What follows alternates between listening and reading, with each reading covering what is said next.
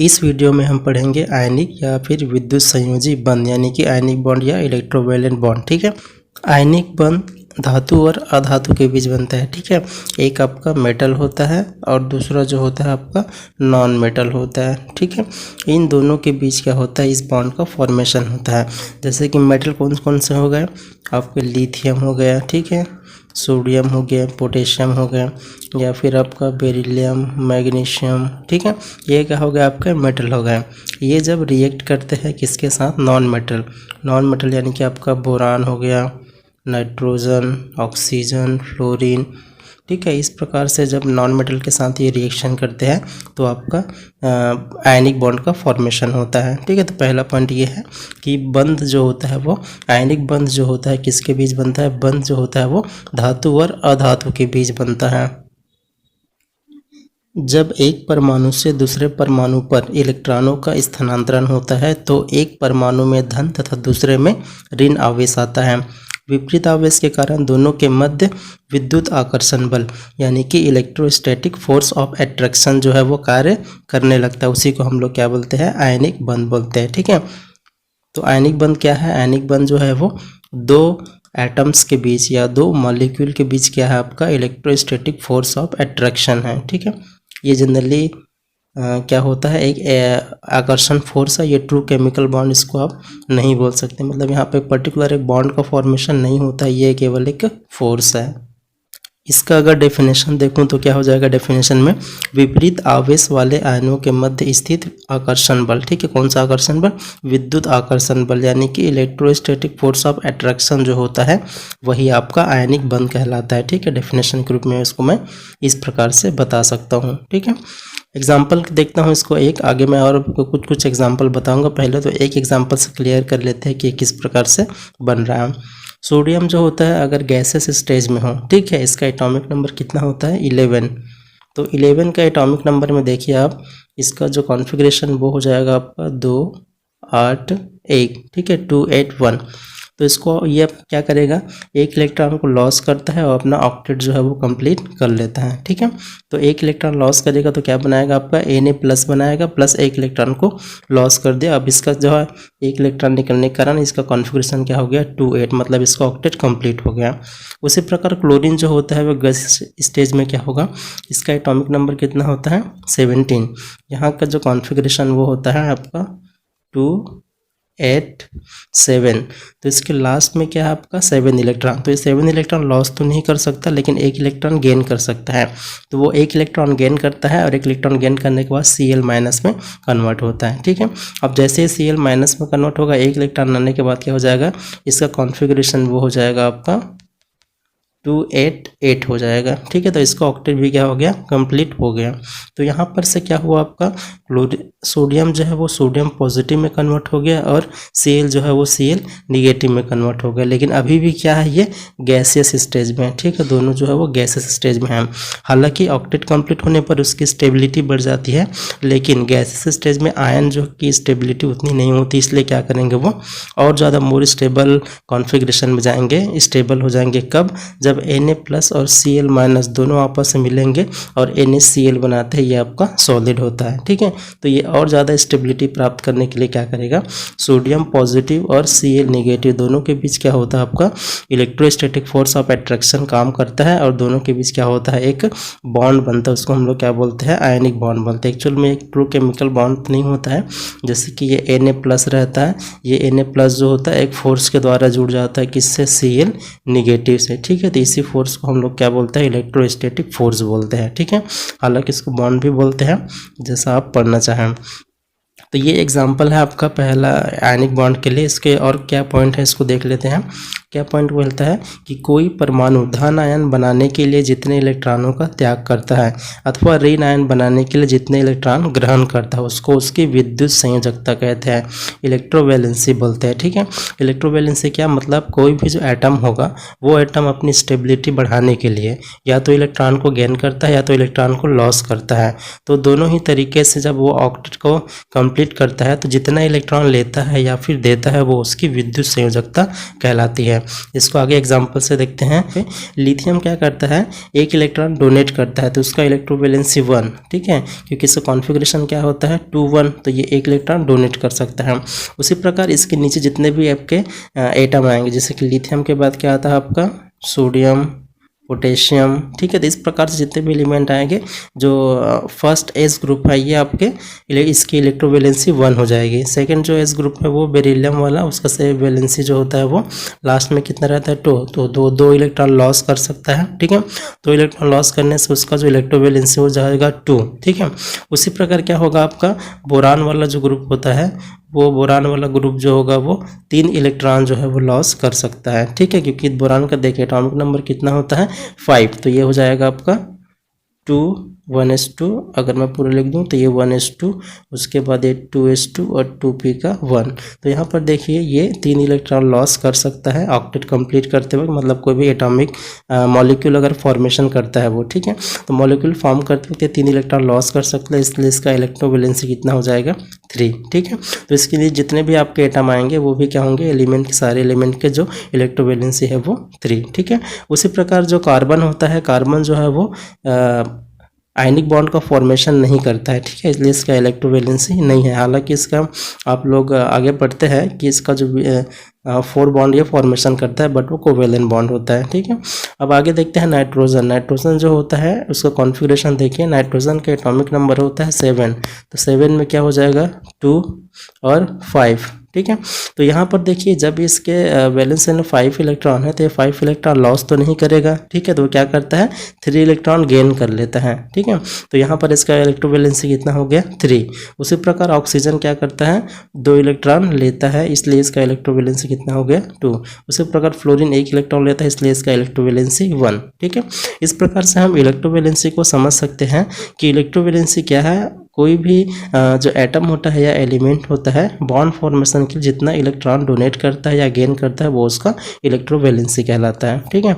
Next देखते हैं हम, जिस परमाणु का जितना विद्युत संयोजकता होगा वह उतना विद्युत संयोजक बंध बनाएगा, मतलब जितना उसका इलेक्ट्रोवैलेंसी होगा वो उतना आयनिक बॉन्ड का फॉर्मेशन करेगा और फॉर्मेशन करने के बाद अपने अष्टक को कंप्लीट करता है।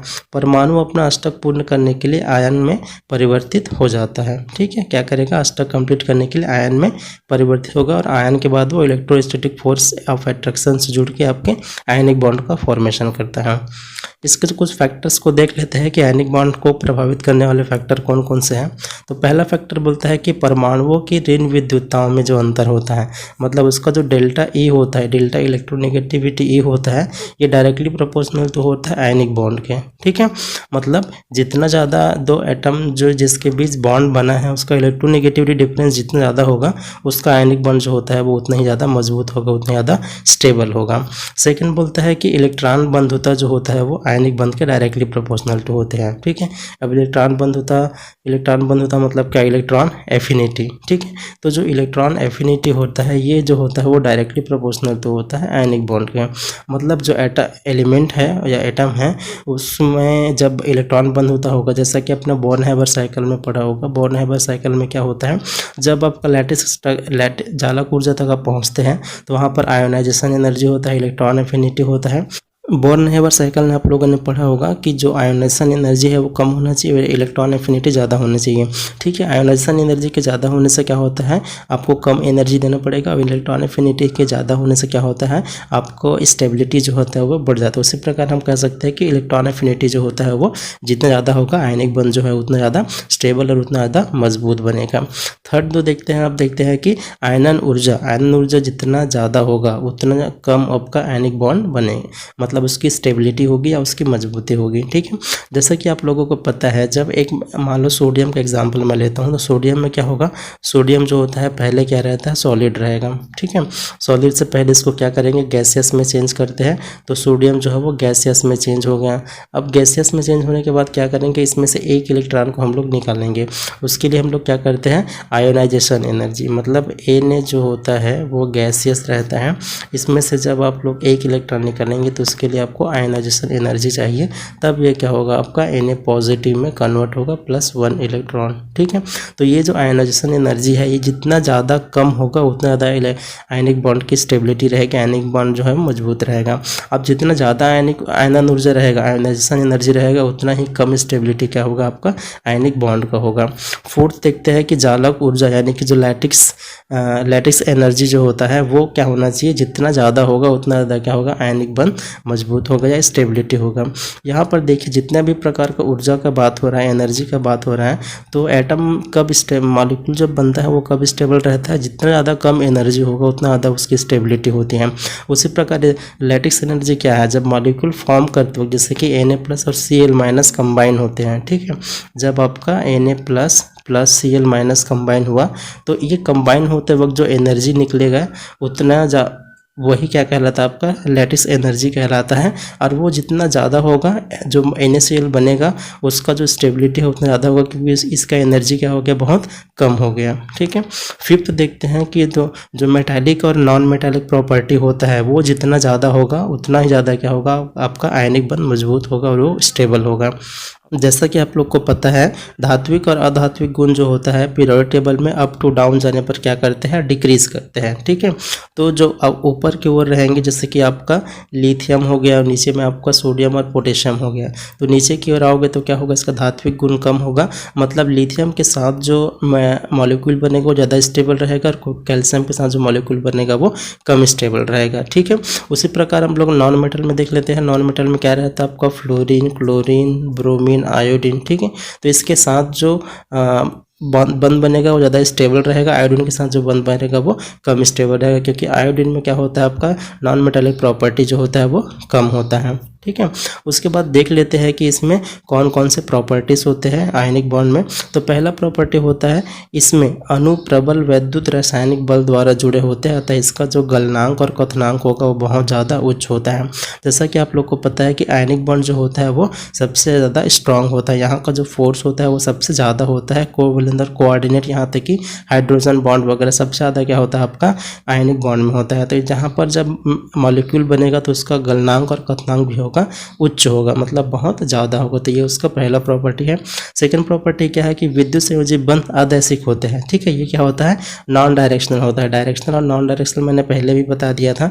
तो जो बॉन्ड बनता है वो क्या होता है आपका नॉन डायरेक्शनल होता है, जैसे कि NaCl बना। ठीक है, NaCl बना तो इसमें किसी भी प्रकार का कोई दिशात्मक गुण नहीं होता है। ठीक, थर्ड देखते हैं कि इनके यौगिक पिघली अवस्था में विद्युत का सुचालक होते हैं। जैसा कि आपको फिर से यहाँ पे एक एग्जांपल मैं बताता हूँ। NaCl जो होता है क्या होता है आयन के फॉर्म में रहते हैं। ठीक है, अलग अलग बॉन्ड के बारे में आप लोगों ने पढ़ा होगा। तो यहाँ पर देखिए, यहाँ पर जिसकी जो चालकता होती है वो किस पे डिपेंड करती है, आयन पे डिपेंड करती है। लेकिन जब NaCl बनता है तो ये कैसा रहता है, सॉलिड स्टेट में रहता है। तो सॉलिड स्टेट में क्या होगा, इसके जो आयन्स रहेंगे प्लस माइनस आयन जो रहेंगे वो फ्री नहीं रहते हैं। ठीक है, तो इसको फ्री करने के लिए क्या चाहिए, या तो ये पिघली हुई अवस्था में रहे या फिर सॉल्यूशन स्टेज में रहे। तो जब ये सॉल्यूशन बनाते हैं या पिघलते हैं तो क्या होता है, ये Na+ और Cl- में आयन के फॉर्म में रहते हैं। अब ये आयन के फॉर्म में है तो ये विद्युत को आसानी से क्या करेंगे, प्रवाहित करेंगे। इसलिए क्या कहता है ये कि जो पिघली हुई अवस्था होती है उस अवस्था में जो आयनिक यौगिक जो होते हैं वो विद्युत के सुचालक होते हैं। फोर्थ देखते हैं इनके यौगिक के जलीय विलयन में विद्युत रासायनिक अभिक्रिया तात्क्षणिक होती है। मतलब जो सॉल्यूशन जब बनाएंगे उसका तो वहाँ पर जो रिएक्शन होता है वो तात्क्षणिक होता है, मतलब बहुत ज़्यादा इंस्टेंट होता है। ठीक है, तो ये आपका फोर्थ पॉइंट है कि इनके यौगिक के जलीय विलयन में जो विद्युत रासायनिक अभिक्रिया होती है वो बहुत ज़्यादा फास्ट होती है, तात्क्षणिक होती है। फिफ्थ देखते हैं कि इनके यौगिक प्रायः कठोर होते हैं। तो जाहिर सी बात है कि जो गैसेस स्टेज में जो रहते हैं, जैसे कि ये प्लस और माइनस जो है ये दोनों कैसे थे, गैसियस थे। अब ये मिल के क्या बनाते हैं, सॉलिड बनाते हैं। ठीक है, तो सॉलिड है तो क्या होंगे आपके प्रायः कठोर ही मिलेंगे। ठीक है, 6 देखते हैं कि ध्रुवीय विलायकों में विलय होते हैं। ठीक है, तो इस प्रकार जो ध्रुवीय विलायक होंगे वहाँ पर जो आयनिक यौगिक रहते हैं वो विलय होते हैं। एग्जाम्पल के लिए देखते हैं NaCl, KCl और LiF। NaCl के एग्जांपल मैंने बता ही दिया था, फिर भी आपको एक बार शॉर्ट में बताता हूँ कि पहले क्या होगा, आपका सोडियम जो है वो कन्वर्ट होगा किसमें, सोडियम पॉजिटिव में, ठीक है। सोडियम पॉजिटिव में कन्वर्ट होगा, एक इलेक्ट्रॉन को लॉस करेगा। उसके बाद Cl जो होता है वो एक इलेक्ट्रॉन को गेन करता है, दोनों गैसेस स्टेज में है। गेन करने के बाद क्या करेगा, Cl निगेटिव बनाएगा। अब ये भी आपके गैसेस स्टेज में है और Cl माइनस भी क्या है, गैस स्टेज में है, ठीक। अब दोनों क्या करेंगे, आपस में रिएक्ट करेंगे। रिएक्ट करने का मतलब क्या है, इलेक्ट्रोस्टैटिक फोर्स ऑफ अट्रैक्शन से जुड़ जाएंगे और जुड़ने के बाद क्या होगा, आपका NaCl का निर्माण होगा। NaCl कैसा होगा, आपका सॉलिड होगा, ठीक है। तो यहाँ पर देखिए Na क्या करता है, अपना ऑक्टेट कंप्लीट करने के लिए एक इलेक्ट्रॉन लूज करता है। Cl जो अपना ऑक्टेट कंप्लीट करने के एक इलेक्ट्रॉन को गेन करता है और आयन के फॉर्म में चल जाता है, उसमें फिर electrostatic force of attraction work करता है और NaCl का निर्माण तो जो कैसा होता है, सॉलिड होता है। तो इसकी स्टेबिलिटी जो होती है और ज़्यादा बढ़ जाती है। नेक्स्ट एग्जांपल देखते हैं KCl का। KCl में देखिए आपका जो लास्ट कॉन्फ़िगरेशन होता है पोटेशियम 19 में, वो होता है आपका 4s1, ठीक है। तो लास्ट कॉन्फ़िगरेशन अगर मैं इसका लिखता हूँ तो ये हो जाएगा आपका K = 3s2 3p का 6 और 4s का 1। तो ये 4s1 में जो एक इलेक्ट्रॉन है ये इसको लॉस करेगा और K प्लस आयन बनाएगा, ठीक है। तो यहाँ पर जो K होता है वो गैसियस स्टेज में रहेगा और क्या करेगा, एक इलेक्ट्रॉन को लॉस करेगा और K जो है वो गैसियस स्टेज में एक पॉजिटिव आयन का फॉर्मेशन करेगा। उसी प्रकार फिर से क्लोरीन जो है वो नेगेटिव आयन का फॉर्मेशन करेगा और दोनों जो होता है वो आपस में मिलकर KCl का निर्माण करेंगे, ठीक है। K सबसे पहले बनाता है K पॉजिटिव प्लस एक इलेक्ट्रॉन लॉस करेगा। Cl जो होता है वो एक इलेक्ट्रॉन को गेन करके Cl निगेटिव बनाएगा, ठीक है। अब ये जो K पॉजिटिव है प्लस Cl निगेटिव है, दोनों आपस में मिलके KCl बनाएंगे, ठीक है। यहाँ पर जो सभी जो एटम है या एलिमेंट है वो गैसियस स्टेज में है। उसी प्रकार लिथियम फ्लोराइड का देखते हैं। तो लिथियम फ्लोराइड में क्या होगा, आपका LiF में लिथियम में 3 है, तो ठीक है। 3 के लिए क्या हो जाएगा आपका 1s2 2s1। तो ये 2s1 को लॉस करेगा और अपनी स्टेबिलिटी को बढ़ाएगा, क्योंकि S में अगर 2 इलेक्ट्रॉन है तो उसकी स्टेबिलिटी बढ़ जाएगी। उसी प्रकार फ्लोरीन में एक इलेक्ट्रॉन कम है तो वो एक इलेक्ट्रॉन गेन करके F- बनाएगा। तो डायरेक्ट मैं आपको रिएक्शन लिख देता हूँ कि लिथियम जो होता है क्या करेगा, लिथियम पॉजिटिव बनाएगा प्लस एक इलेक्ट्रॉन को लॉस करेगा। उसी प्रकार फ्लोरीन जो है वो एक इलेक्ट्रॉन को गेन करेगा, गेन करने के बाद F- बनाएगा, ठीक है। उसके बाद क्या होगा, आपका लिथियम जो प्लस में है और फ्लोरीन जो माइनस में है, दोनों के बीच इलेक्ट्रोस्टैटिक फोर्स ऑफ अट्रैक्शन के कारण क्या होगा, LiF का निर्माण होगा। इसी प्रकार सारे जो आयनिक बॉन्ड है उनका फॉर्मेशन होता है, ठीक है। आप और बहुत सारे एग्जाम्पल हैं, उनको एक बार आप बना के देखिएगा, आपको समझ में आ जाएगा।